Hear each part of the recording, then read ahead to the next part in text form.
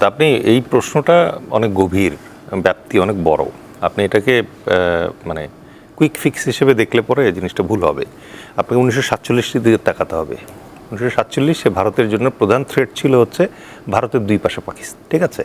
তো ওই থ্রেটটাকে তাদের এলিমিনেট করা দরকার ছিল এই কারণে যে ভারতের সাথে, মেইনল্যান্ড ভারতের সাথে সেভেন সিস্টার্সের যে সংযোগ স্থল, এটা অনলি 22 কিলোমিটার চওড়া একটা জায়গা দিয়ে গেছে, যেটাকে চিকেন স্নেক বলা হচ্ছে, এবং এটা একটা স্ট্র্যাটেজিক চোক পয়েন্ট, এবং এটা চায়না যে কোনো সময় এটা চেপে ধরে ওটা আলাদা করে ফেলতে পারবে। আর এদিক থেকে পাকিস্তান যখন অখণ্ড ছিল তখন পাকিস্তানের আরেকটা সুযোগ ছিল বাংলাদেশ এন্ড থেকে ওটা করার। ইন্দিরা গান্ধী যেটা পরিকল্পনা করলেন যে কোনো মূল্যে প্রথমে পাকিস্তানের এই যে পূর্ব পাকিস্তানের যে থ্রেটটা আছে এই থ্রেটটাকে এলিমিনেট করতে হবে, তাহলে ভারতকে দুই দিক থেকে থ্রেট নিতে হবে না। এই প্রজেক্টের পেছনে তারা সর্বস্ব দিল এবং বিনিময়ে আমরা কিন্তু আমাদের স্বাধীনতা পেলাম। কিন্তু ভারতের লাভ কী হলো? ভারত তো এখনও একই সমস্যায় পড়ে থাকলো, কারণ বাংলাদেশ আরেকটা নতুন স্বাধীন রাষ্ট্র। এবার আসেন বাংলাদেশ রাষ্ট্রের যে ক্রিয়েশনটা আছে এটা তো একটা নোক্তা আপনাকে দিতেই হবে। আপনি লক্ষ্য করে দেখেন এই ভারতীয় উপমহাদেশে জাতিভিত্তিক সফল একটা রাষ্ট্র শুধুমাত্র বাংলাদেশ। বাংলাদেশ যখন স্বাধীন হলো 1971 সালে, তখন ভারতের দুইটা সমস্যা রয়ে গেল।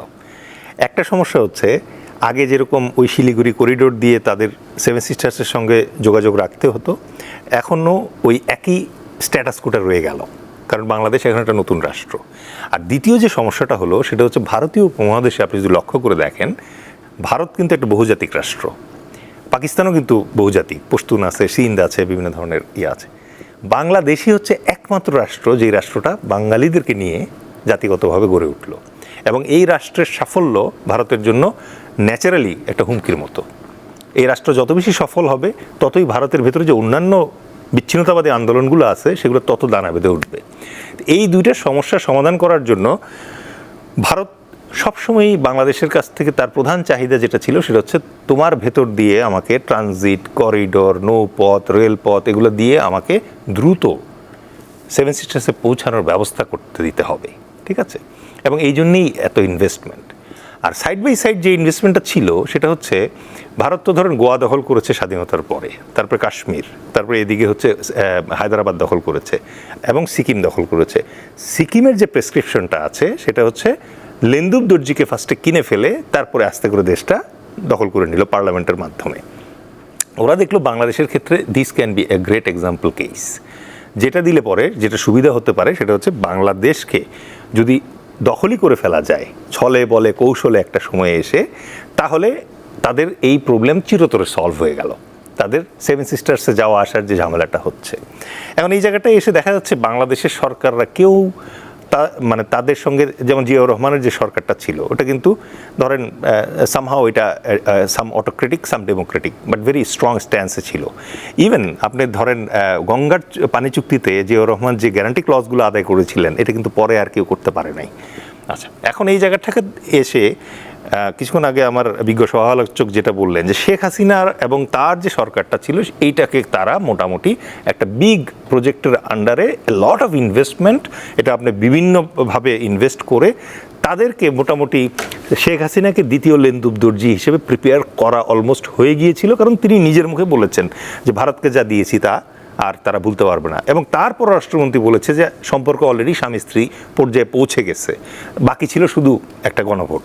আচ্ছা, এখন এই জায়গাটা থেকে এসে আপনি বাংলাদেশকে কেন মানে ভারত ক্রমাগত চাপে রাখছে, এইটার মূল কারণের কাছাকাছি আমরা চলে আসছি।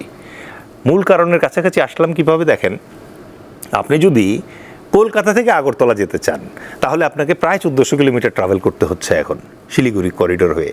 বাট বাংলাদেশের ভেতর দিয়ে যেতে পারলে আপনি 550 কিলোমিটার দিয়ে যেতে পারতেন, সময় বাঁচত, ফুয়েল বাঁচত। ডেনিস খান, আপনি যেটা বলছিলেন আমি যেটা দেখি সেটা হলো যে কোনো আলোচনা যদি ওই যেটা বলে উইন উইন সিচুয়েশন যদি হয়, আর যদি আমি চাইব যাহা চাইব তাহাই দিতে বাধ্য থাকিব সেরকম যদি হয় আগের গভর্নমেন্টের মতো, এই স্বপ্ন কি এখন বাস্তবায়ন করা সম্ভব এইসব চাপ ক্রিয়েট করে?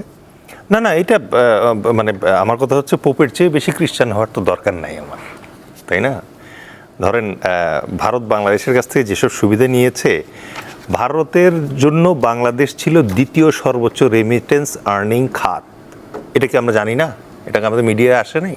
কারণ বাংলাদেশ থেকে সে লুটে পুটে নেয়ার সবসময় নিয়েছে এবং নিবে। বরং যেটা ভয়ঙ্কর ব্যাপার সেটা হচ্ছে যখন বাঘ বলছে যে তুই পানি ঘোলা করেছিস আর আমি বলছি যে আমি তো পানি ঘোলা করিনি, তখন বাঘ যখন বলছে না তোর দাদা করেছে, তখন আপনি যখন বলবেন যে সে দায় তো আমার না, তখন যখন সে বাঘ বলবে যে না তোকে এই কারণেই খাবো যে তোর দাদা পানি ঘোলা করেছে, তখন আপনি কি করবেন? দেখেন, আপনাকে কয়েকটা জিনিস মানে খুব কেয়ারফুলি মাথায় রাখতে হবে। নাম্বার ওয়ান হচ্ছে ভারত ক্রমাগত একটা কার্ড খেলছে, সেটা হচ্ছে মাইনরিটি কার্ড, আর এক্সপ্লেনেশনে গেলাম না। 2 নম্বরে তারা যেটা বলার চেষ্টা করতেছে যে বাংলাদেশে মৌলবাদের উত্থান 24-এর পরে হতে নিছিল, আবার কোনো কারণে এখন তারা মনে করছে কিছুদিনের জন্য যে না হয়তো উত্থান এখনো পুরোপুরি হয়নি। এই 2টা কার্ডের মানে মর্ম এবং গুরুত্ব বুঝতে হবে আমাদেরকে। এটা বুঝতে হলে আপনাকে বুঝতে হবে রেসপন্সিবিলিটি টু প্রোটেকশন এই শব্দটা। এই রেসপন্সিবিলিটি টু প্রোটেকশন যে ক্লজ আছে, এই ক্লজে লিবিয়াকে আক্রমণ করছিল ন্যাটো বাহিনী এবং পুরো দেশটা তছনছ করে দিয়ে ওই ইয়াকে মেরে ফেলছে, গাদ্দাফিকে মেরে ফেলছে। এই রেসপন্সিবিলিটি টু প্রোটেক্ট এই একই ক্লজে হিটলার চেকোস্লোভাকিয়া আক্রমণ করছিল এবং সুদেতানল্যান্ড দখল করে নিয়েছিল, কারণ সুদেতানল্যান্ডে সামান্য কিছু মাইনরিটি জার্মান ছিল। ঠিক আছে, বাংলাদেশে একই রকম কার্ড এখন খেলার চেষ্টা করা হচ্ছে। ভারতীয় মিডিয়া ক্রমাগত বলতেছে মাইনরিটি নির্যাতন হচ্ছে, ঠিক আছে, এবং এখানে জঙ্গিবাদ অথবা মৌলবাদের উত্থান হচ্ছে। মিল খুঁজে পাই আমরা? আচ্ছা, এটা যদি মিল খুঁজে পাই, এবার আসি 2 নাম্বার যেটা, সেটা হচ্ছে ভারত আমাদের উজানের রাষ্ট্র। আমাদের সব কটা নদী, 54টা নদীর ওপরে তারা হাজার হাজার বাঁধ, ড্যাম, খাল খনন করে সব আটকে দিয়েছে, রাইট? আপনি যত গভীরে যাবেন তত আপনি অবাক হবেন। 7 দিনের জন্য মতান্তরে 41 দিনের কথা বলে ইন্দিরা গান্ধী ফারাক্কাবাদ ওপেন করেছিল মুজিবের কাছ থেকে। সেই 41 দিন মতান্তরে 7 দিন এখনও শেষ হয়নি। এরপরে 96 নতুন করে আবার এই চুক্তি করতে হয়েছে, যে চুক্তি শেষ হবে হচ্ছে এই ডিসেম্বরে। এখন আমার প্রশ্ন হচ্ছে এই জায়গায় 54টা নদীর ভিতরে মাত্র 3টা নদী নিয়ে চুক্তি আছে নামকাওয়াস্তে। একটা হচ্ছে এই পদ্মা, একটা হচ্ছে কুশিয়ারা, আর একটা হচ্ছে ফেনী নদী। প্রত্যেকটাতে আমরা কিন্তু ব্যাকফুটে আছি, আমরা কোনোটাতেই কিন্তু আমাদের গ্যারান্টি ক্লজ এনশিওর করতে পারি নাই। তাহলে বাকি যে 51টা নদী আছে, এই নদী নিয়ে কে কথা বলবে? তো এই যে একটা গ্র্যান্ড ডিজাইন, বেসিন ওয়াইড আমাকে মনে করেন যে ড্রাই করে ফেলার প্ল্যান করা, এই যে আপনি যখন এখানে বাঁধ দিবেন, বাঁধ দিলে পরে বাঁধের এই পাশের অংশটা রক্ষা পাবে, কিন্তু বাঁধের ওই পাশের অংশটা কিন্তু ওয়াস্ট হয়ে যাবে। নদী বিশেষজ্ঞ যারা আছেন এবং যারা এই ধরনের কাজ করেন তারা বলছেন যে এই যে ভারত পরিকল্পিতভাবে ডুম্বুর, তারপরে হচ্ছে গজলডোবা, ফারাক্কা, এদিকে টিপাইমুখী, এগুলো দিয়ে যেটা করার চেষ্টা করছে সেটা হচ্ছে বাংলাদেশ যেহেতু একটা বদ্বীপ, সুতরাং এই বদ্বীপে যখন পলি আর আসবে না, তখন মোহনা থেকে পানি উপরে উঠে আসবে, উঠে এসে আমাদেরকে ওয়াশ করে নিয়ে চলে যাবে। আচ্ছা, এখন আপনি দেখেন এই উজান সুরক্ষার জন্য today or tomorrow, believe in me, বাংলাদেশকে আন্তর্জাতিক আদালতে যেতে হবে নদী আইনে। ঠিক আছে, যখনই বাংলাদেশ নদী আইনে আন্তর্জাতিক আদালতে যাবে, আপনি নিশ্চিত থাকেন যে উজানে থাকা তারা বলবে যে তোরা যেহেতু আমাদের বিরুদ্ধে মানে মামলা করেছিস, সুতরাং তোদের ওখানে আমরা প্রিএমপ্টিভ স্ট্রাইক করব, এবং ওখান থেকেই শুরু হবে যুদ্ধ। এবং এই কারণেই আমরা জনতার দলের পক্ষ থেকে বলি যে ভারতের সাথে আমাদের অপশন মাত্র 4টা, এবং প্রত্যেকটাই দন্তেশ্ব দিয়ে। প্রথম দন্তেশ্ব হচ্ছে হয় আমাদের সমর্পণ করতে হবে, মানে হচ্ছে ভারত যা বলবে নতজানু হয়ে নাক মুখ গুজে মাথা নিচু করে মেনে নিতে হবে। দ্বিতীয় অপশন যেটা আরেক দন্তেশ্ব, ওই দন্তেশ্বর মানে হচ্ছে সম্প্রীতি। সম্প্রীতি মানে কি? কিছু জায়গায় আমি ছাড় দিব, কিছু জায়গায় ও ছাড় দিবে, দুজন মিলেমিশে থাকবো, অলিক কল্পনা। ঠিক আছে, 3 নম্বরে যেটা আছে সেটা হচ্ছে সংঘাত। সংঘাত মানে কি? আমাদের জাহিদকে ফেরত দিয়ে দিবে, মানে ওরা আমাদেরকে 4800 পুশিন করাইতে পারবে, আমরা একজন ডক্টর জাহিদকে পুশিন করাইতে পারলাম না, মানে বৈধ উপায়ও পারলাম না, তার মানে তাকে ফিরে আসতে হবে। এরকম সংঘাত চলতে থাকবে। আর 4 নাম্বার হচ্ছে একদিন বাংলাদেশের যখন সব নদী শুকিয়ে যাবে, আমরা যখন পানির জন্য হাহাকার হবে, আমাদের সীমান্ত জুড়ে যখন ফেলানিদের লাশ তার কাটার বেড়ায় ঝুলবে, সেই দিন লাগবে যুদ্ধ। সেই দন্তেশ্ব হচ্ছে সমর। তো এই 4টা অপশনের ভিতরে আমাদের স্লোলি অ্যান্ড গ্র্যাজুয়ালি তারা আমাদেরকে খেলানোর চেষ্টা করছে। এই জায়গাটায় আপনি এসে বলেন যে গর্দানের সাথে তরবারির আবার কীভাবে সন্ধি হয়? ঠিক আছে, বাঁচার উপায় একটাই। প্রথম যেটা করতে হবে সেটা আন্তর্জাতিক মহলে কূটনৈতিকভাবে আমাদেরকে এই জিনিসগুলো এক্সপোজ করতে হবে। এগুলো লুকায় রাখার জিনিস না, কার্পেটের নিচে রাখার মতো বড় কার্পেট আমাদের নাই। সুতরাং এটা ফার্স্ট আমাদের এনশিওর করতে হবে যে আন্তর্জাতিকভাবে কূটনৈতিকভাবে এটাকে প্রতিরোধ করার জন্য যত ধরনের চ্যালেঞ্জ আছে এখনই আমাদের রেজিস্টার করে ফেলতে হবে। সেকেন্ডলি যেটা করতে হবে সেটা হচ্ছে আমাদের নিজেদের ইস্পাত কঠিন একটা ঐক্য দরকার আছে। আমাদের প্রত্যেকটা সরকার এই জায়গায় ব্যর্থ হয়েছে। কেন ব্যর্থ হয়েছে? অনেকে বলে যে ভারতের এই যে ডিজাইনগুলো আছে, এই ডিজাইনগুলো হচ্ছে তাদের দুইটা অপশন ছিল। একটা অপশন হচ্ছে ছলে বলে কৌশলে যদি মানায় নেওয়া যায়, অথবা লেন্দুব দর্জি তৈরি করে যদি নিয়ে নেওয়া যায়, আর নাহলে পরে ওই যে ওদের ভারত কর্নার যেটা বললো যে right now this is the time to pinch Bangladesh and take over. ঠিক আছে, তো এই টেক ওভারের থ্রেটটা যেহেতু আমাদের আছে, সুতরাং এই ইস্পাত কঠিন যে ঐক্য, সেটা তখনই আসবে যখন আপনি দেখবেন যে সীমান্ত ইন্টারন্যাশনাল বাউন্ডারি ভায়োলেট হচ্ছে। এই প্রভোকেটিভ যে কাজগুলো ভারত করে যাচ্ছে, এটার মাধ্যমে ধীরে ধীরে আমাদের মনস্তত্ত্বে তারা এই একটা জিনিস বিশ্বাস ঢোকানোর চেষ্টা করছে যে ভারত ছাড়া আমাদের কোনো উপায় নাই। কিন্তু যেটা আপনি বলছেন, জি, যদি এইভাবে মানে চাপ প্রয়োগ করে বিভিন্নভাবে অপমান অপদস্থ করে, সেটা তো দুই সরকার আলোচনার ভিত্তিতে অনেক কিছু হতে পারে কূটনৈতিকভাবে। আপনার কাছে এইটা নিয়ে আসবো, আলোচনার ভিত্তিতে হতে পারে, এবং আপনার দুই দেশের যে সম্পর্ক উন্নয়নের কথা বলা হচ্ছিল, সেটার মাধ্যমে তো অনেক সমস্যার সমাধান হতে পারে। কিন্তু কেন তারা এই দিকে গেল, আপনি বলছেন, আপনি ব্যাখ্যা দিচ্ছেন কিছুটা, আপনি আবার আসবো, যেটা তাদের প্ল্যান আরো ডেঞ্জারাস, সেটা আপনার কাছে আবার আসবো। আমি আলতাফ পারভেজ, আপনি যেটা বলছিলেন যে ভারতের কাছে এখন অনেকগুলো কার্ড বা তাদের অনেক চাওয়া আছে, সেখানে আওয়ামী লীগের নেতারা আছে বা চীনের সাথে সম্পর্কের বিষয় আছে, কিন্তু বাংলাদেশের তো এই ভারত যদি এখনো মনে করে যে 24-এর যে জুলাই মানে আগস্টের আগের বাংলাদেশ আর 24 আগস্ট পরের বাংলাদেশ যে এক না, আর ভারত যদি সেই জায়গায় পড়ে থাকে এবং এই প্রেশার ক্রিয়েট করে পুশ ইন করে, তাহলে কি এই সেটা আদায় করতে পারবে বলে মনে হয়? বাংলাদেশের হাতে কি কোনো কার্ড নেই? না, দেখুন আসলে বিষয়টা কি, ভারতে বিজেপি প্রায় তৃতীয় মেয়াদে ক্ষমতায় রয়েছে কেন্দ্রে, এবং ত্রিপুরা, আসাম, পশ্চিমবঙ্গ যেসব জায়গায় অতীতে হিন্দুত্ববাদী রাজনীতির জনপ্রিয়তা ছিল না, সেখানেও তারা ক্ষমতায় এসেছে। এর মানে হলো সেখানে একটা ধর্মভিত্তিক দক্ষিণপন্থী রাজনীতির বিপুল বিকাশ ঘটেছে। বাংলাদেশেও গত 2-3 বছরে আমরা দেখছি সাম্প্রতিক দশকগুলোর সমাজে এবং রাজনীতিতে তীব্রভাবে আইডেন্টিটি পলিটিক্স বা দক্ষিণপন্থার বিপুল বিকাশ ঘটছে। এই ধরনের রাজনীতি মানে পরিচয়কে গুরুত্ব দিয়ে, মানে সোশ্যাল কন্টেন্ট, জনজীবনের ইস্যুগুলো, মানুষের রুটি রুজির বিষয়গুলো বাদ দিয়ে, কর্মসংস্থান, সামাজিক নিরাপত্তা, এগুলো বাদ দিয়ে মূলত ধর্মভিত্তিক রাজনীতি, অপরকে ঘৃণা করার রাজনীতি, এগুলোকে গুরুত্ব দিয়ে বিকশিত হয়। এটা বাংলাদেশেও ঘটছে, ভারতেও ঘটছে। এই রাজনীতি আপনি পছন্দ না করতে পারেন, কিন্তু এই রাজনীতিও ওরা দেখছে যে এটা ওয়ার্ক করছে। ভারতে বাংলাদেশ ঘৃণা একটা রাজনীতিক পণ্য, এটা একটা চূড়ান্ত বিকাশ আমরা দেখছি। বাংলাদেশেও ভারত বিরোধিতা একটা ভালো রাজনৈতিক পণ্য, অনেকে বিগত দশকগুলোতে এটাকে ব্যবহার করে ভালোই এগিয়েছে এবং সামনে আরও ভালো এগোবে, এটা আমরা অপছন্দ করতে পারি। এখন প্রশ্ন হলো, ভারত এই কৌশল নিয়েছে, বাংলাদেশ এখন কি করবে? দেখুন, ভারত বিরোধিতা, ভারতকে মোকাবেলা করব, ভারতকে ধ্বংস করব, এগুলো রাজনৈতিক পণ্য হিসাবে চমৎকার বাংলাদেশের ভিতরে। আমি বলবো করণীয় বাংলাদেশের রাজনীতিবিদরা ঠিক করবেন, কিন্তু সঠিক কৌশল হলো যে কোনো উপায়ে ভারতের সাথে আমাদের একটা উইন উইন সম্পর্ক লাগবে। তার থেকে আমাদের প্রাপ্য আদায় করতে হবে, তার কনসার্নটা, তার প্রাপ্যটা তাকে দিতে হবে। এখন আমি যেটা দেখছি, আমাদের বর্তমান সরকার এখন পর্যন্ত এরকম একটা অবস্থানে আছে, সবে ক্ষমতায় এসেছে 3-4 মাস হলো, কিন্তু তারা এখনও কোনো উস্কানিমূলক পদক্ষেপ নেয়নি, বরং ভারতের দিক থেকে যেসব উস্কানিমূলক পদক্ষেপ হয়েছে সেগুলো তারা কিন্তু ওইভাবে ফেরত দেয়নি, তারা শান্তভাবে ধৈর্য ধরে মোকাবেলা করছে। আমি মনে করি কৌশল হিসাবে এটা ভালো। আমাদের প্রধানমন্ত্রী শিগগির হয়তো চীন যাবেন, তারপর ভারত যাবেন, আবার আমাদের প্রধানমন্ত্রী বা এই সরকারের ঘাড়ে ঝুলছে যুক্তরাষ্ট্রের সাথে বাণিজ্য চুক্তি। আমি যেটা আগেও বলেছি যে বাংলাদেশ খুব ডিফিকাল্ট একটা সিচুয়েশানে আছে, ফলে এখানে ধৈর্য ধরে এই যে 3 পরাশক্তি, চীন, যুক্তরাষ্ট্র, ভারত, 3টার সাথেই একটা ভারসাম্যপূর্ণ সম্পর্ক বাংলাদেশকে রাখতে হবে।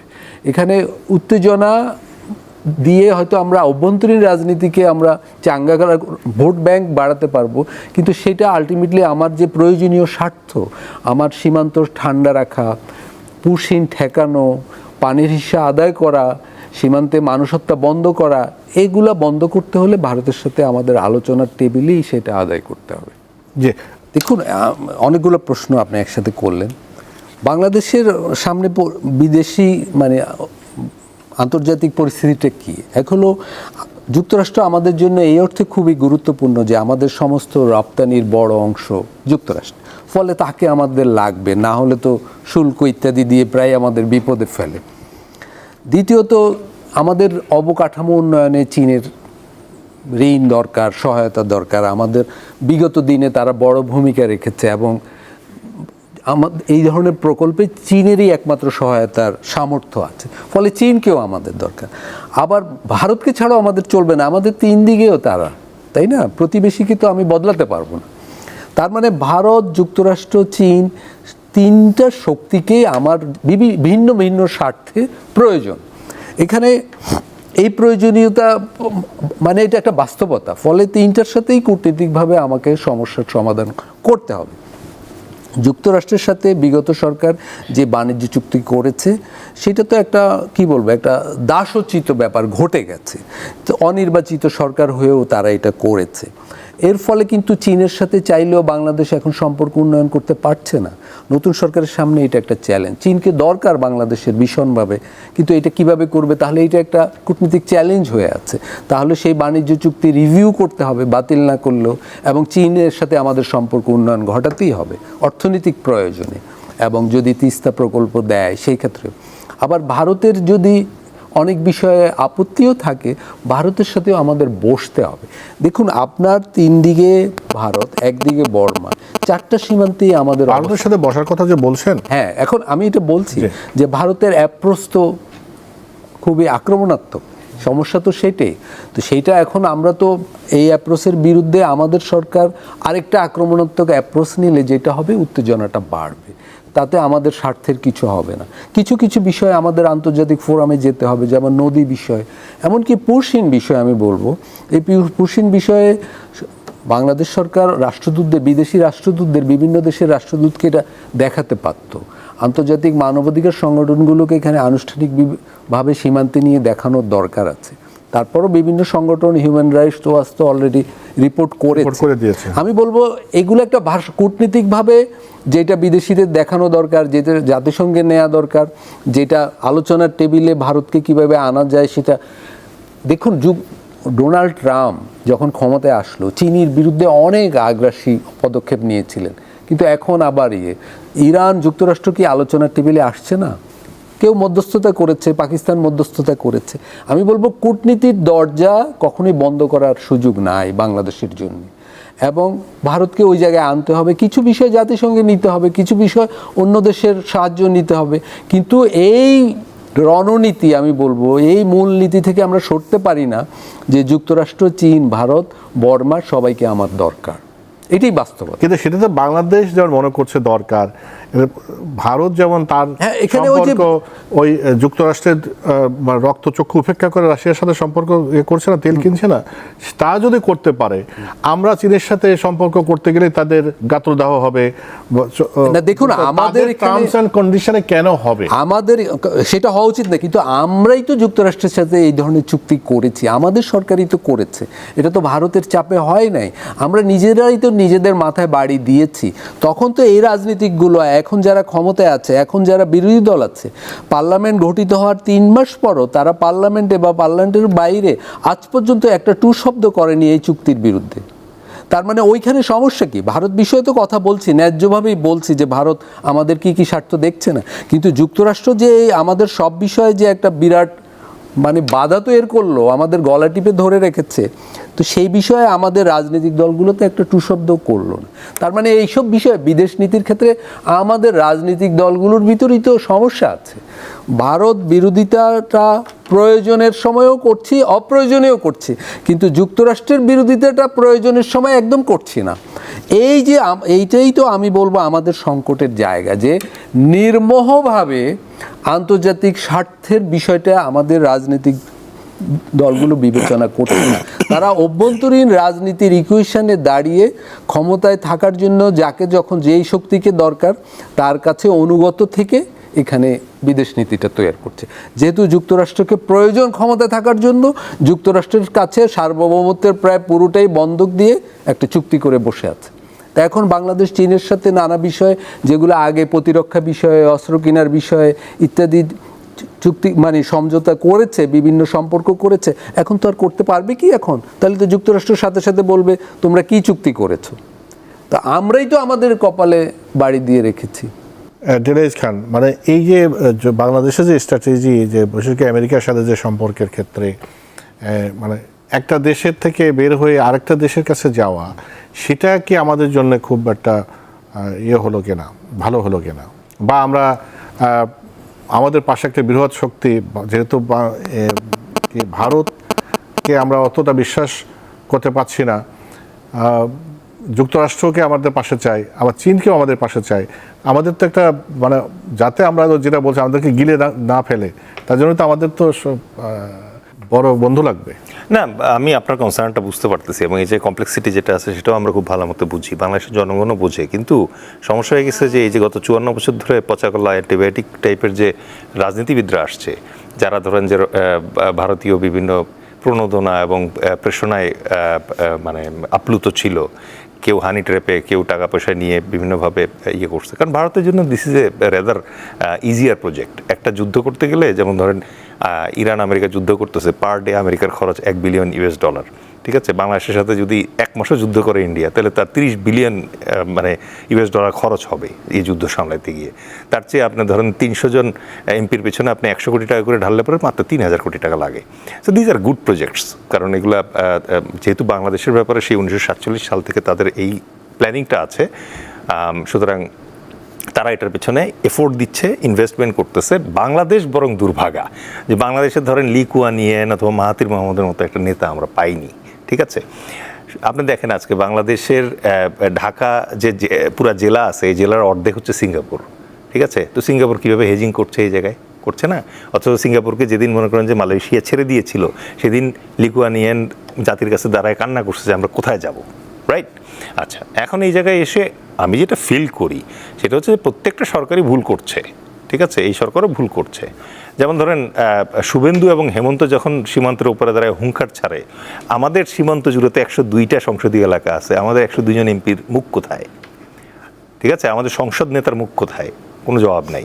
যখন ওখান থেকে মানে শুভেন্দু বলছে যে উনি বৈধ প্রধানমন্ত্রী না, ইনি বৈধ প্রধানমন্ত্রী, তখন এটার কাউন্টার কোথায়? তো এইগুলোর জন্য তো আপনার ধরেন ইন্টারন্যাশনাল পলিটিক্স বোঝার দরকার নেই, এগুলো তো আপনারা মানে পলিটিক্সকে পলিটিক্যাল রেটরিক দিয়ে কাউন্টার করতে পারেন। আপনি কি করছেন? পলিটিক্যাল মানে শুভেন্দুর সামনে আপনি বিজেপিকে দাঁড় করিয়ে দিচ্ছেন, যেটা একটা ফোর্স। আপনি বিএসএফকে তো এভাবে ওরা কখনো আমাদের সামনে দাঁড় করায় না, ঠিক আছে? ভারতের যে মানে বার্মার সাথে যে সীমান্ত আছে, সেই সীমান্তে হচ্ছে বিএসএফ নাই, আছে হচ্ছে আরাকান রাইফেলস, ঠিক আছে? চীনের সাথে মানে ভারতের যে সীমান্ত আছে, সেখানে আছে হচ্ছে ইন্দো তিব্বতিয়ান বর্ডার পুলিশ, ঠিক আছে? আর ওদের যে নেপাল এবং ভুটান, সেখানে আছে হচ্ছে এসএসবি। আর ওদের একমাত্র বাংলাদেশ এবং পাকিস্তান, এই দুটো মুসলমান রাষ্ট্রের বিরুদ্ধে তাদের বর্ডার ফোর্সের নাম হচ্ছে বিএসএফ। আচ্ছা, বিএসএফ এর এগেইনস্টে আমাদের এই পাশে আছে হচ্ছে বিজিপি, যার আগের নাম ছিল বিডিআর, তার আগের নাম ছিল ইপিআর, ঠিক আছে? এই বিএসএফ এবং মানে বিজিবি, তার মাঝখানে গত 20 বছরে 1200-র বেশি বাংলাদেশি সীমান্তে মারা গেছে, নিরস্ত্র বাংলাদেশি, রাইট? পাকিস্তান বর্ডারের দিকে তাকান, যেখানে এক পাশে আছে হচ্ছে বিএসএফ, আরেক পাশে হচ্ছে পাকিস্তান রেঞ্জার্স, একজনও আজ পর্যন্ত মারা যায় না, আপনি গুগল সার্চ করে দেখেন, ঠিক আছে? সুতরাং এই যে সীমান্তে শুট অ্যাট সাইট, এই পলিসি শুধুমাত্র বাংলাদেশ সীমান্তে বিএসএফ ফলো করছে। তো এইখানে আপনি ফ্রেন্ডশিপ কীভাবে আশা করবেন, রাইট? তো এখন এই জায়গাটায় ধরেন ইন্টারন্যাশনাল যে জিও পলিটিক্সের কথা আপনি বলছেন, যে কাকে রাখবো, কার সাথে মানে রিলেশন রাখবো না, এই জায়গাটায় আমাদের দুর্ভাগ্য যেটা হচ্ছে যে আমাদের যে পলিটিশিয়ানরা আছে, এরা তো আসলে আইন প্রণেতা কম, চিন্তক কম, বেশি হচ্ছে ধরেন সভাপতি, বিভিন্ন কমিটির সভাপতি উপজেলা পর্যায়ে সারাক্ষণ এক ধান্দাবাজিতে আছে হচ্ছে কীভাবে মনে করেন যে বেগমপাড়ায় নিয়ে জমাবে, ঠিক আছে? কিন্তু গভীরভাবে চিন্তা করলে পরে এটা তো এত কঠিন কিছু না। আপনি চাণক্যের থিওরি দিয়ে চিন্তা করে দেখেন, চাণক্যের থিওরিতে চাণক্য কী বলছে? তোমার যে শত্রু, সেই শত্রুর যে শত্রু, সে তোমার ন্যাচারাল অ্যালাই বা মিত্র, ঠিক আছে? আজকে আপনি যুক্তরাষ্ট্রের কথা বলতেছেন, যুক্তরাষ্ট্র চাণক্যর থিওরি অনুযায়ী, অর্থশাস্ত্রের থিওরি অনুযায়ী সে হচ্ছে দূরবর্তী মিত্র হইতে পারে আমার। দূরবর্তী মিত্রের শব্দের অর্থ কি?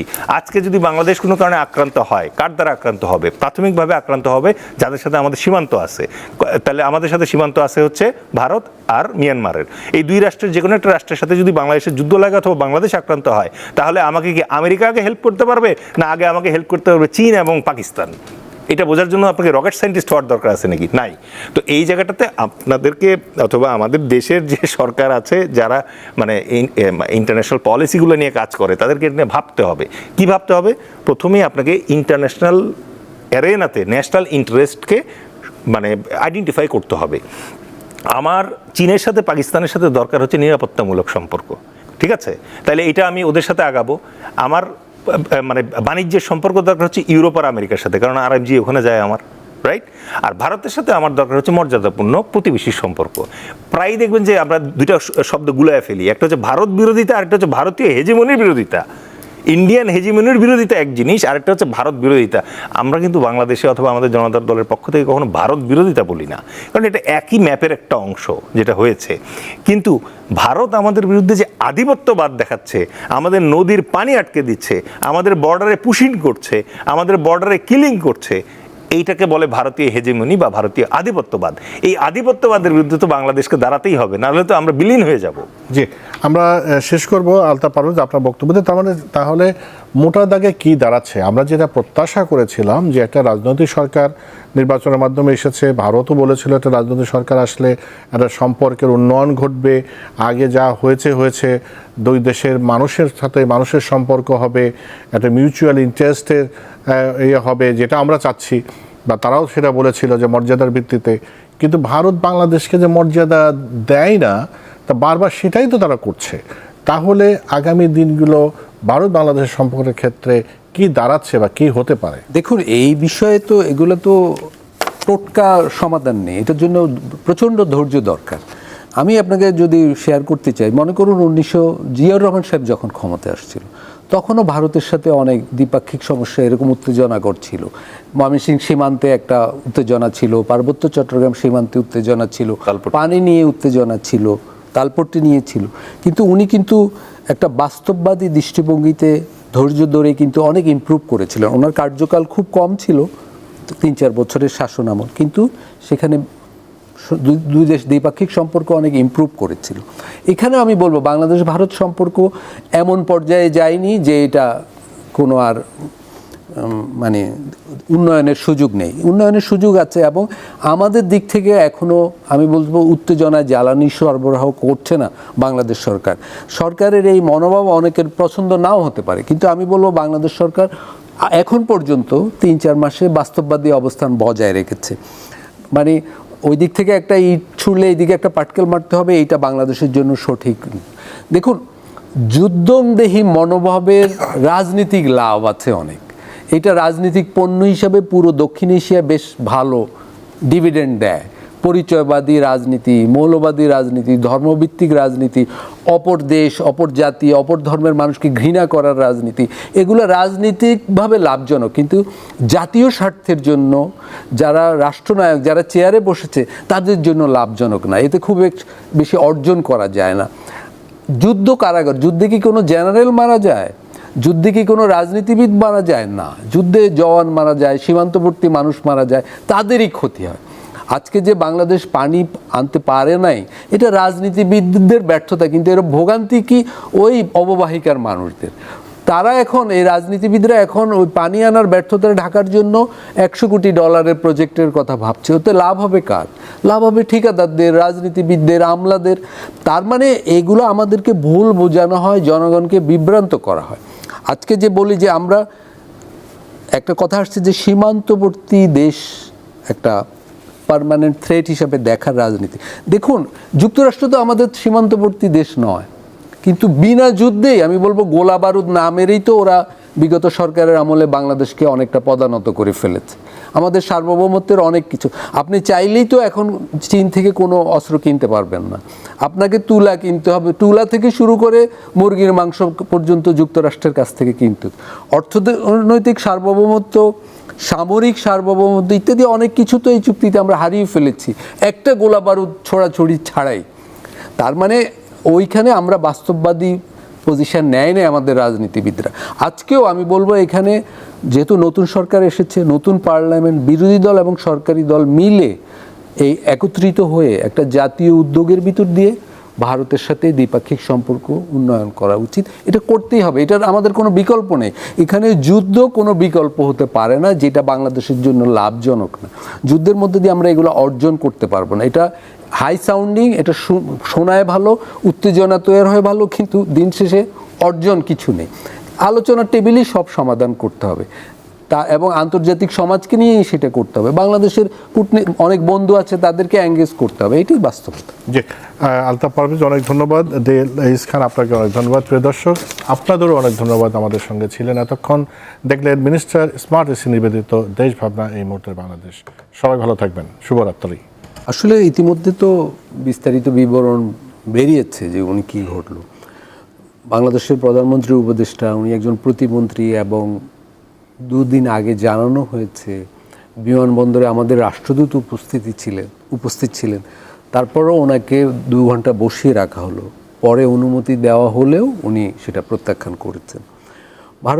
ভারতের যে বিভাগ, ইমিগ্রেশন বিভাগ যেটা করেছে, আমি বলবো এটা বাংলাদেশের জন্য খুব অস্বস্তিকর, বিব্রতকর, বাংলাদেশের প্রতি অন্যায় করা হয়েছে, অসম্মান প্রদর্শন করা হয়েছে, এতে কোনোই সন্দেহ নাই। এবং আমাদের প্রধানমন্ত্রীর উপদেষ্টা যে ফিরে এসেছেন না ঢুকে, সেটাও ঠিকই করেছে। কারণ একটা ছোট দেশ হলেও আমাদের তো আত্মসম্মানের একটা ব্যাপার আছে। তো যেটা মনে হচ্ছে আমার, যে এটা একটা স্যাবোটাজ অবশ্যই দুই দেশের। আসলে গত নির্বাচনের পর থেকে ভারত সরকার তো যে বার্তাগুলো দিয়েছিল শুরুতে, যে বাংলাদেশের সাথে সম্পর্ক উন্নয়ন করতে চায়, বাংলাদেশ সরকারও চেষ্টা করছে। এবং এই যে প্রধানমন্ত্রীর উপদেষ্টার এই ঘটনার পরও আমরা খেয়াল করলাম যে উভয় দেশ কিন্তু এটাকে আর ফেনিয়ে তোলেনি, এটাকে আরও বেশি অবনতি ঘটায়নি এই ঘটনাকে। সেটা উভয় দিক থেকে একটা ভালো অ্যাপ্রোচ। ভারতের যেটা মনে হয়, যেটা অনুমান করি, যে ভারতের যে সিভিল প্রশাসন এবং মিলিটারি প্রশাসন, তারা বাংলাদেশকে একভাবে দেখছে। এটা 2024 অগাস্ট থেকে এই প্রবণতাটা। আরেকটা হলো ভারতের রাজনীতিবিদরা অন্যভাবে দেখছেন। ভারতের রাজনীতিবিদদের অন্তত একটা উপলব্ধি আছে, একটা বড় অংশের, যে বাংলাদেশে তাদের গত 24-এর আগের 15 বছরে যে দৃষ্টিভঙ্গি, যেসব পদক্ষেপ, মানে বাংলাদেশ নীতিতে কিছু ভুল ছিল এবং সেটার জন্য ভারতের ক্ষতি হয়েছে ভূ রাজনীতিকভাবে। কিন্তু ভারতের সিভিল প্রশাসন এবং মিলিটারি প্রশাসন আমার দৃষ্টিভঙ্গিতে বাংলাদেশ বিষয়ে এখন খুবই হোস্টাইল রয়েছে। এই দুটোর সমন্বয় হচ্ছে না।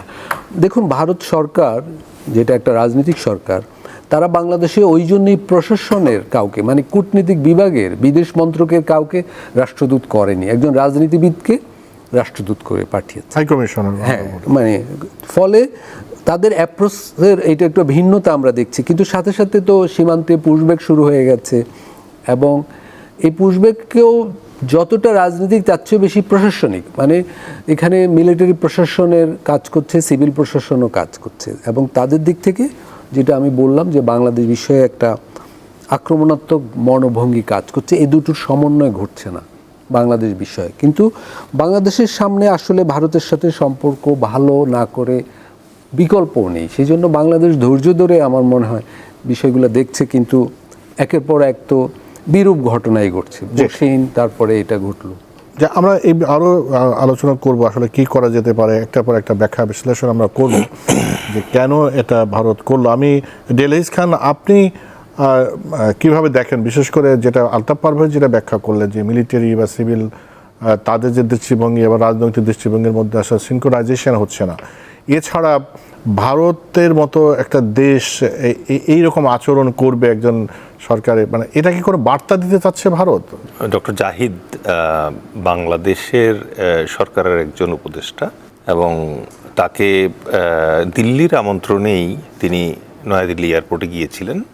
ওখানে তিনি আমন্ত্রিত একজন অতিথি ছিলেন বাংলাদেশের, এবং দুই দেশের হাই কমিশন। সরকারের আমন্ত্রণ না, এটা দিল্লিতে একটা ভেন্যু, ওখানে একটা কনফারেন্স হচ্ছিল, সেখানে তিনি আমন্ত্রিত ছিলেন। তার মানে আমন্ত্রিত অতিথি হিসেবে সেখানে গিয়েছেন। দুই দেশের হাই কমিশন তার এই যাতায়াতের ব্যাপারে অ্যাওয়্যার ছিল, এবং আমরা যা শুনলাম ডক্টর জাহিদের কাছ থেকে, যে বাংলাদেশের যে রাষ্ট্রদূত আছেন তিনি তার পাশেই ছিলেন পুরো ঘটনাকালীন সময়ে। তো এরকম একজন আমন্ত্রিত অতিথি, তিনি আসলে যদি ব্ল্যাকলিস্টেড হয়ে থাকেন যেটা আমরা নরেন্দ্র মোদীর ক্ষেত্রে দেখেছি, যে দীর্ঘ 9 বছর তার ভিসা কিন্তু আমেরিকা প্রভোগ করে রেখেছিল গুজরাটের ইস্যুর কারণে। কিন্তু পরবর্তীতে যখন তিনি প্রধানমন্ত্রী হয়ে গেলেন, তখন আন্তর্জাতিক রীতি অনুযায়ী অটোমেটিক্যালি এটা তামাদি হয়ে যায়। ডক্টর জাহিদের ক্ষেত্রে যে ইয়েটা হয়েছে, যে একটা সময় তিনি ভারত বিরোধী অথবা ভারতীয় আধিপত্যবাদ বিরোধী একটা অবস্থান নিতেন। সেই অবস্থান নেওয়ার প্রেক্ষিতে হয়তো ভারতের একটা মহলে তিনি ব্ল্যাকলিস্টেড আছেন। কিন্তু অবাক করার ব্যাপার যেটা, সেটা হচ্ছে যে নিউ দিল্লি ইমিগ্রেশন পুলিশের তো আসলে এইটা কনসার্ন হওয়ার কথা না, যখন তার সার্ক ভিসা আছে, তার সাথে রাষ্ট্রদূত উপস্থিত আছে, তারপরেও তাকে যখন হেনস্থা করা হয়, তখন আসলে এটা শুধুমাত্র ব্যক্তি ডক্টর জাহিদের অপমান না, এটা বাংলাদেশের প্রতি সামগ্রিকভাবে ভারত প্লাস ধরেন নয়াদিল্লি যে ইমিগ্রেশন আছে তাদের একটা মনস্তত্ত্বের বহিঃপ্রকাশ। এবং এই মনস্তত্ত্বটা আসলে নতুন কিছু না। এটার ব্যাপারে আমি কয়েকটা রেফারেন্স দিলে আপনি বুঝতে পারবেন। যেমন ফার্স্টলি আমি বলবো যে একজন ভদ্রলোক, তার নাম হচ্ছে ভারত কার্নার্ড, ঠিক আছে? তিনি সিকিউরিটি ওয়াইজ নামের একটা ওয়েবসাইটে ব্লগ লেখেন এবং তিনি নিজেকে দাবি করেন ইন্ডিয়াস ফোরমোস্ট কনজারভেটিভ স্ট্র্যাটেজিস্ট। তো তার দাবি যেটা, সেটা হচ্ছে this is the right time for India to pinch Bangladesh to take Rangpur division. বাংলায় বললে রংপুর ডিভিশন বাংলাদেশের কাছ থেকে কেড়ে নেওয়ার জন্য এইটা হচ্ছে ভারতের মোক্ষম মুহূর্ত। মানে এর প্রভোকেশন আছে। 2 নম্বরে যেটা আমি রেফার করব সেটা হচ্ছে স্বরাজ্য পত্রিকায় এই যে আর জগন্নাথন নামে একজন ভদ্রলোক, তিনি একটা লেখা লিখেছেন। ওখানে উনি বলছেন যে ওই যে পার্টিশন হয়েছিল যখন পাকিস্তান ভারত 47-এ, ওইটা নাকি অসম্পূর্ণ রয়ে গেছে, ঠিক আছে? তার কথা হচ্ছে যে রংপুর অঞ্চলটাকে পার্টিশন করে ফেলতে হবে, এবং পার্টিশন করে যেটা করতে হবে, হিন্দু যারা আছে তাদেরকে রংপুরের যে বর্ডারটা আছে আমাদের, ওইটার ওই পারে ভারতীয় যে অঞ্চল আছে ওই জায়গাটায় নিয়ে যেতে হবে সব হিন্দুদেরকে, আর মুসলমানদেরকে নিচে নামিয়ে দিতে হবে। Black and white written. আর হচ্ছে জয়দীপ মজুমদার ওই একই স্বরাজ্য পত্রিকায় তিনি লিখছেন, তার থিওরিটা হচ্ছে হিন্দু হোমল্যান্ড ক্রিয়েশন থিওরি, ঠিক আছে? উনি যেটা বলতেছেন যে শিলিগুড়ি করিডোরটা যেটা আছে এটা 22 কিলোমিটার চওড়া। উনি বলতেছেন এইটাকে ওয়াইড করে 150 কিলোমিটার চওড়া করতে হবে, যেন মেইনল্যান্ড ইন্ডিয়ার সাথে 7 সিস্টার্সের একটা অটুট এবং অবারিত একটা যোগাযোগ ব্যবস্থা স্থাপিত হয়। এবং এই জায়গাটায় তারা যেটা বলছে যে ওই যে লুইজিয়ানা ট্রেড যেরকম হয়েছিল আমেরিকানদের, সেই রকম করে রংপুর কিনে ফেলার জন্য বাংলাদেশকে প্রথমে প্রস্তাব দেওয়া যেতে পারে। যদি বাংলাদেশ রাজি না হয় তাহলে বাই ফোর্স নিতে হবে এটা। তো এটা যদি তাদের ইন্টেলেকচুয়ালদের মাথায় এই জিনিস থাকে এবং তারা যদি পত্রপত্রিকা এটা নিয়ে লেখে এবং কথাবার্তা বলে, তো স্বাভাবিকভাবেই তো এইটা দুই দেশের সম্পর্কে প্রভাব ফেলে, ঠিক আছে?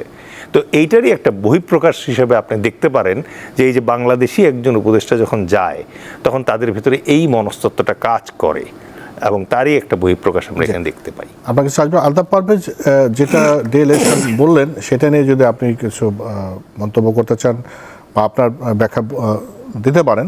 সাথে আমি একটা প্রশ্ন আর একটা করে দিই একই সাথে, যেটা আপনি বলছিলেন যে সিভিল মিলিটারি ব্যুরোক্রেসির সাথে রাজনৈতিক দলের যে একটা হয়তো সিনক্রোনাইজেশন হচ্ছে না বলে বলছেন, কিন্তু যে রাজনৈতিক ব্যক্তিত্ব যিনি বর্ষিয়ান এবং অনেক সিনিয়র রাজনীতি মন্ত্রী ছিলেন, যাকে পাঠাইলেন, তিনি বাংলাদেশের মাটিতে এসে যা বলেছেন সেটা নিয়েও তো অনেক বিতর্ক হচ্ছে যে 140 কোটির সাথে 20 কোটি যোগ করে দিয়ে তিনি কি একসাথে বড় শক্তির স্বপ্ন দেখেন। জিনিসটা নিয়ে অনেকেই তো এটা সার্বভৌমত্বের দৃষ্টিকোণ থেকে ব্যাখ্যা করার চেষ্টা করছেন। আসলে আপনার অনেকগুলো প্রশ্ন। একটা হলো যে আপনি শুরুতে যেটা বললেন যে ভারত কি কোনো বার্তা দিচ্ছে এইসব ঘটনায়? হ্যাঁ, ভারত বার্তা দিচ্ছে। ভারতের আসলে কিছু চাওয়া পাওয়া রয়েছে বাংলাদেশের ব্যাপারে, এটা পুশিনের মধ্য দিয়ে বা ভারত বাংলাদেশকে অনেক চাপে রাখবে, এটা আমাদের ভালো লাগবে না নিশ্চিতভাবেই বাংলাদেশের। তো সেগুলো আমি পরে বলতে পারবো, আপনি জানতে চাইলেন। অবশ্যই পুশিন বা ডক্টর জাহিদের ঘটনা এগুলা হয়তো পরিকল্পিত, পুরোটা না হলেও অংশ তো অবশ্যই, বা অন্য ঘটনাগুলো যেমন গঙ্গার পানি চুক্তি নিয়ে আলাপ বা দুই সীমান্ত বাহিনী প্রধানের যে বৈঠক, এটাও তো খুব বেশি ফলপ্রসূ হয়নি বোঝা যাচ্ছে। আসলে অনেকগুলো প্রভোকেশন কিন্তু দুদিক থেকেই। দেখুন, আমাদের এখানেও কিন্তু আমরা একসময় গত সরকারের আমলে আমরা শিলিগুড়ি করিডোর এই করব, মানে ইত্যাদি ইত্যাদি কথা বলেছি আমরা। ইভেন সম্প্রতি আমি দেখেছি রামের মূর্তির ছবিতে জুতা মারা হয়েছে। এগুলো তো ভারতে অবশ্যই বিরূপ প্রতিক্রিয়া তৈরি করবে। ওদের ওইখানেও এসআইআর সহ নানা বিষয়ে মুসলিমদের হেনস্থা ইত্যাদি নিয়ে আমাদের এখানে মানে উভয় দেশের সমাজে এমন কিছু গোষ্ঠী আছে যারা উভয় সরকার যদি চায়ও সম্পর্কটা এগিয়ে নেব, সেটা স্যাবোটাস করার জন্য তো নানা ধরনের শক্তি আছে। এখন ঘটনা হলো তারপরে তো সম্পর্কটা এগুতে হবে এবং বাংলাদেশের জন্য জরুরি। ডক্টর জাহেদ বা অন্য কেউ যদি ভারতের ব্যাপারে অতীতে ক্রিটিক্যাল মন্তব্য করে থাকেনও, সেটার জন্য তো তাদের বিমানবন্দরে বসিয়ে রাখা যাবে না, কারণ তারা একটা নির্বাচিত সরকারের অংশ। শুভেন্দু অধিকারী যা বলেন বাংলাদেশ নিয়ে সেটা তো গ্রহণযোগ্য নয়, বাংলাদেশের জন্য অস্বস্তিকর। কিন্তু উনি পশ্চিমবঙ্গের মুখ্যমন্ত্রী হিসাবে ঢাকা সফরে আসলে তাকে তো ঢাকা বিমানবন্দরে 2 ঘন্টা বসিয়ে রাখা যাবে না বা ঠিক হবে না। কিন্তু এই ব্যাপারগুলো ঘটছে। এখন ঘটছে হলো ওই যেটা আমি বললাম যে ভারতের দিক থেকে কিছু বার্তা হয়তো আছে। এখন একটা আমরা সেই বার্তাগুলো কি সেটা হয়তো আমাদের কূটনীতিকরা ভালো জানেন, আমরা অনুমান করতে পারি শুধু সাধারণ মানুষ হিসাবে। একটা হতে পারে যে চীনের সাথে বাংলাদেশের সম্পর্ক নিয়ে তাদের কিছু বলার আছে, তুরস্কের সাথে বাংলাদেশের বিকাশমান সম্পর্ক নিয়ে কিছু বলার আছে, তারা বাংলাদেশের সাথে যুক্তরাষ্ট্রের সম্পর্ক নিয়ে হয়তো কিছু বলার আছে, তিস্তা প্রকল্প নিয়ে কিছু বলার আছে, আওয়ামী লীগের ব্যাপারে তাদের কিছু বলার থাকতে পারে। এগুলো হলো সম্ভাব্য বিবেচ্য বিষয়।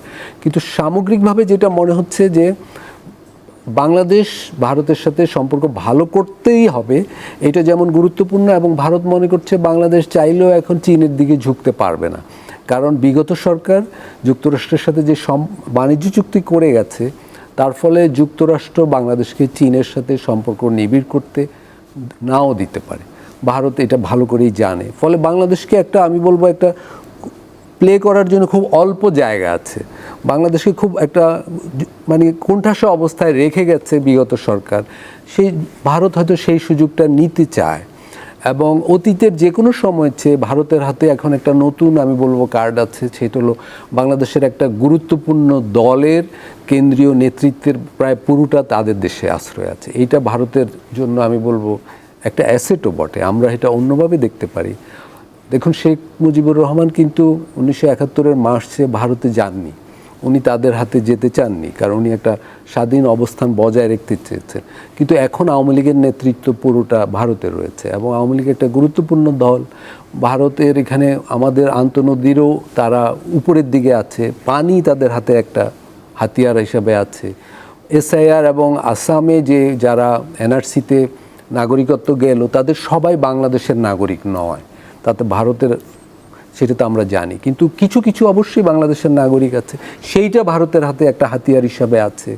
মানে ভারত অনেকগুলো হাতিয়ার নিয়ে বাংলাদেশকে একটা চাপে রাখতে চায়। আচ্ছা, আমরা এই পর্যায়ে আপনি যদি সংক্ষেপে 2 লাইন একটু বলেন, তারপর আমি যে প্রশ্নটা আরেকটা অংশ ছিল, সেটা হলো ত্রিবেদী এসে 140 কোটি। আমি অবশ্য ওনার বক্তব্যটা আমি বারবার শুনেছি।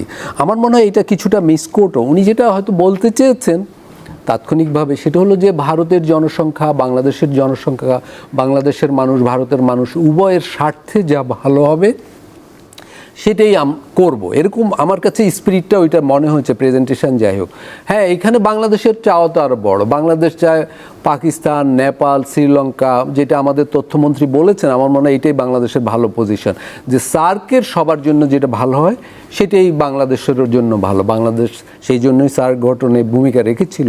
কিন্তু ভারত যদি মনে করে যে বাংলাদেশ এবং ভারতের জনগণ উভয়ের জন্য যে ভালো হয় সেটা করবে, হ্যাঁ, তাহলে তো অনেক সমস্যা, সেই ফ্রেমেও অনেক সমস্যার সমাধান সম্ভব। পানির সমস্যা, সীমান্ত সমস্যা, এগুলো তো সমাধান সম্ভব। আমি ওনার এখনও, উনি দায়িত্ব গ্রহণ করেননি, আমার মনে হয় এই রাষ্ট্রদূতকে সুযোগ দেওয়া উচিত।